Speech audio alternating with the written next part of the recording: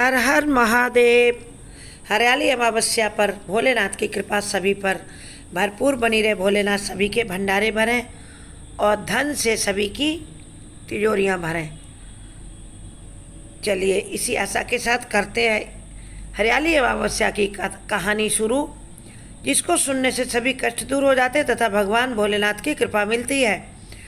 तो भगवान भोलेनाथ के सभी भक्त चैनल जरूर सब्सक्राइब करें और इस कथा को कम से कम 5 लोगों में शेयर करें तथा कमेंट बॉक्स में हर हर महादेव हम पर अपनी कृपा बनाए रखना और हम सब भक्तों की झोली भरना, ऐसा कमेंट में लिख कर जाना।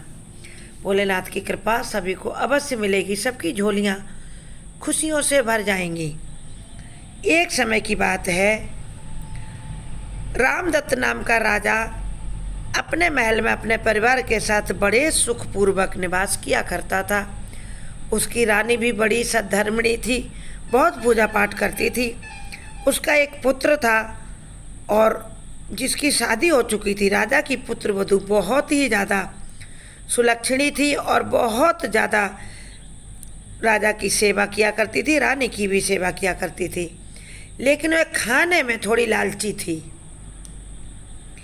एक बार की बात है, महल में किसी बात के लिए मिठाई बनवा के रखी गई महल की रसोई में। अब राजा की पुत्र वधू को यह मिठाई बहुत स्वादिष्ट लगी। वह उसने क्या किया कि वो धीरे धीरे करके 1-2 दिन में सारी मिठाई खा गई, थोड़ी सी छोड़ दी। जब उस मिठाई की ज़रूरत पड़ी, रसोई में मिठाई के लिए सेवकों को भेजा गया। वहाँ उनको मिठाई बहुत कम मिली मात्रा में, जितनी बनाकर रखी गई तो उसकी आधी भी नहीं थी। अब राजा ने सभी सेविकाओं से पूछा, सबसे पूछा गया, सबने मना कर दिया। अंत में राजा ने कहा कि हमारी बहू रानी है ना, वह रसोई का इंचार्ज अपने पास संभालती है, शायद उसको मालूम हो। अब बहू रानी की पेशी हुई राजा और रानी के पास। बहू रानी से पूछा गया, बहू रानी मिठाई कहाँ गई जो रखी गई थी किसी के यहाँ भिजवाने के लिए, क्या हुआ? अब बहू रानी तो मिठाई खा गई थी, बोलें क्या? उसकी तो अकबक हिरा गई, यानी उसके हाथों के तोते उड़ गए हों जैसे। उसका सिर से पैर तक उसका खून ठंडा हो गया और वह सोचने लगी अब क्या बोलें। उसके माइंड में एक आइडिया आया। उसने एक चूहा देखा था एक दिन रसोई घर में। उसने कहा, पिताजी मिठाई तो चूहे खा गई, 2-3 दिन हो गए थे बने हुए, रात में खुल गई कैसे भी। चूहों ने सारी मिठाई खा ली, थोड़ी सी बची थी वो मैंने सेवकों को दे दी। राजा ने कहा चलो कोई बात नहीं, दोबारा हम वहाँ मिठाई बनवाएंगे और अपने उस मिलने वाले के यहाँ तब उस मिठाई को भेज देंगे। लेकिन यह पुत्र वधू ने बात कही, राजा ने तो उसकी बात मान ली कि चूहे खा गए। लेकिन एक चूहा सुन रहा था बैठा।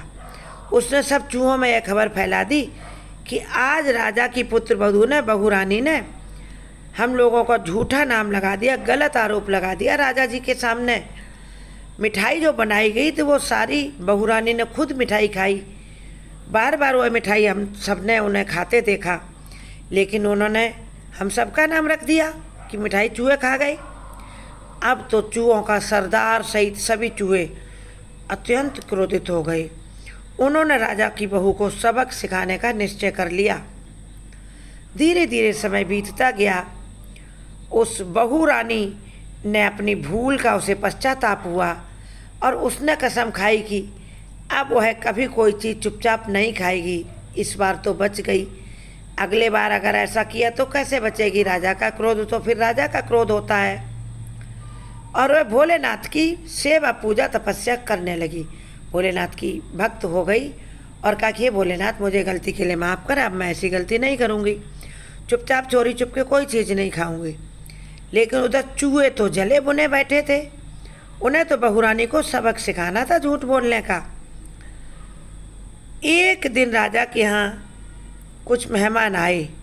चूहों ने सोचा कि अच्छा मौका है राजा की पुत्र वधू को अब सबक सिखाने का और उससे झूठ बोले जो उसने उसका बदला लेने का।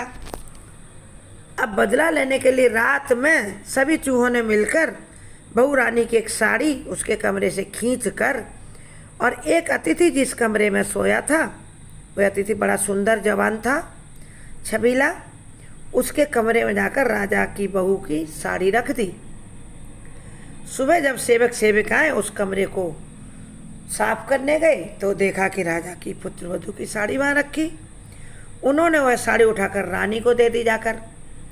अब धीरे धीरे ये बात सबके कानों तक फैलेगी, क्योंकि सेविकाओं ने किसी किसी को बता दिया। अंत में यह बात राजा को भी पता चली।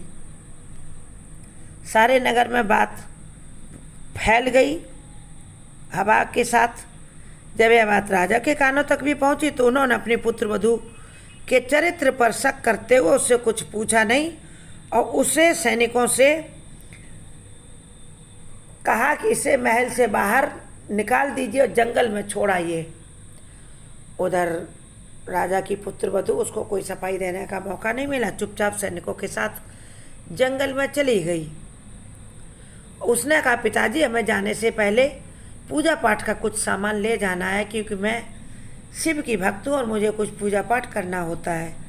उसकी उसे आज्ञा मिल गई। उसने थोड़ा सा अपना कुछ दीपक साथ में लिए, घी लिया, रुई की बातियाँ ली और वो जंगल में चली गई। वहाँ उसने जंगल में एक बड़ा अच्छा पीपल का पेड़ देखा। बहुत भारी पीपल का पेड़ था। वहाँ जंगल में जो कुछ लोग रहते थे आसपास, वो उसकी पेड़ की पूजा किया करते थे शनिवार के दिन। राजा की बहू ने सोचा कि ये यहाँ दीपक जलाते, हम भी दीपक जलाया करें। शिव की पूजा तो हम करते ही, प्रतिदिन दीपक जलाते हैं, एक दिन शनिवार के दिन पीपल देवता का भी दीपक जलाएंगे। बहू रानी वहाँ दीपक जलाने लगी शाम को, शनिवार के दिन। और शनिवार के दिन बताते पीपल के वृक्ष पर सूर्यास्त से पहले तक पूरे दिन, सूर्योदय से सूर्यास्त तक माता लक्ष्मी और विष्णु का निवास होता है। जो कोई उनकी पूजा करता, माता लक्ष्मी उस पर भरपूर कृपा करती हैं। अब तो बहू रानी की वहाँ जंगल में रहने वाले लोगों से दोस्ती हो गई और बहू रानी उनके साथ बड़े आराम से रहने लगी। एक दिन क्या हुआ, राजा के सैनिक वहाँ से कहीं जा रहे थे, तो वहाँ से उसी काम से गए जंगल से होकर के और लौट रहे थे फिर महल के लिए। तो बड़ी गर्मी का दिन था, वो वहाँ सुस्ताने लगे। तभी शाम का समय होने का आया। राजा की पुत्रवधू दीपक जलाकर वहाँ से चली गई और लोग भी दीपक जला के गए। दीपक आपस में बतिया रहे थे, बातें कर रहे थे। अब उनकी बातें राजा के सैनिकों ने भी सुनी। उन्होंने देखा कि दीपक आपस में बातें कर रहे हैं, बड़ी विचित्र बात है। सभी दीपक अपनी अपनी कहानी बता रहे थे। तभी एक दीपक बोला, मैं तो राजा के महल से हूँ, क्योंकि राजा की पुत्रवधू मुझे महल से लेकर आई थी जब उसे राजा ने महल से निकाल दिया था।